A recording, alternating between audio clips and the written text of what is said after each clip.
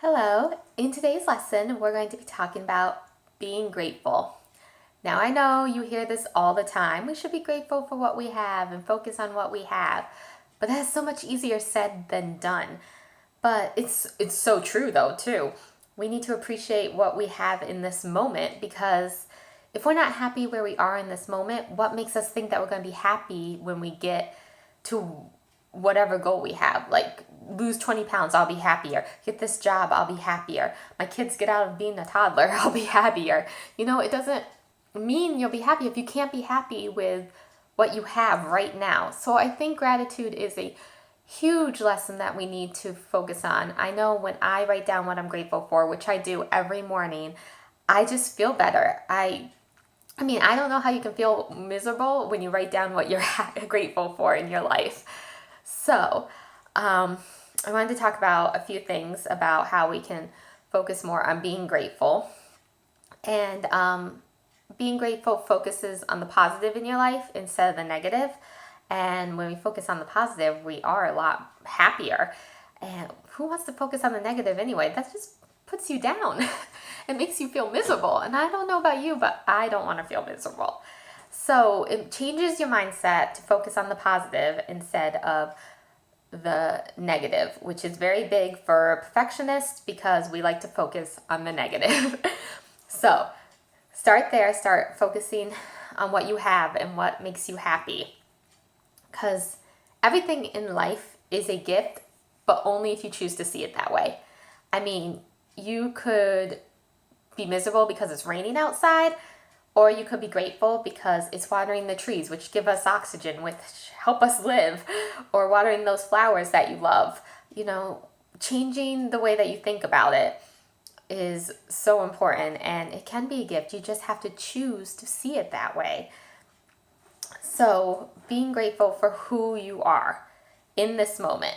You might not be happy with who you are in this moment, and that's okay. It's okay to change and to want to change and to better yourself, but you have to learn to love yourself first. And that's really hard for perfectionists because we don't think that we're perfect. We don't think that we're good enough.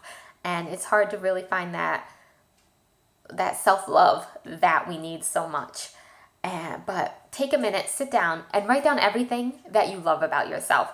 What do you absolutely love about yourself? It can be any simple little things. For example, I love the freckles on my shoulder when it's summer. They only come out when the sun's out, obviously. But I love them. I love to wear tank tops because I think those freckles are cute. Other people might not, but I do. And it's silly, but you know what? That's something I love about myself. So no matter how silly it is, you could say you love your big toe, that your big toe looks great. Write down every little thing that you love about yourself. First of all, this will make you feel great about yourself. And it might make you laugh, thinking about your big toe, but just appreciate what you have now and who you are now in this moment. And you can always change something you don't like about yourself. You don't like your hair, get a new hairstyle. You don't like the way that you feel, then write down what makes you feel that way and change it. You can always change stuff, but where you are right now, you have to learn to be grateful for that person that you are now. That person will probably change, but you will change how you feel about that person as you go. You can be grateful for each change and each person that you become. Now, this is what made me really grateful the other day. I want to tell a little short story. I was going to pick up my daughter from work and I was a little early, so I decided to take the long way around. And I started traveling down this road that I haven't traveled down since high school. So I used to travel this road every single day and drive myself to high school. And I haven't been down it since, but I remembered back then as I would drive to high school thinking, I need to graduate. As I didn't want to go to school, what high schooler wants to is getting up early and going to sing classes. But I kept thinking I have to graduate because when I graduate, I can go to college and then I can get a good job and then I can meet somebody and get married and have kids. And that's what I wanted for my life. My 17-year-old self wanted that for my life. And as I was thinking that, as I drove down the road, I thought, I'm exactly where my 17-year-old self wanted to be, which is crazy. My 17-year-old self would be so proud of me and so grateful for all that I have. So I needed to start being grateful for what I had because she would be ecstatic about all this. So why wasn't I happy with it? So think back, what did you want when you were younger? And it might not be where you are. And it might not be possible anymore. Maybe I also wanted to be an opera singer, but I can't carry a tune at all. So, it might not be possible anymore, but I'm sure there's one moment where you are exactly where you want to be back then. And that will make you appreciate everything so much more. So think back to a time where you wanted what you have now. And remember, if there isn't one, remember there's somebody out there who would love to have what you have now. And I know you hear that all the time, but there is. And so be grateful for it.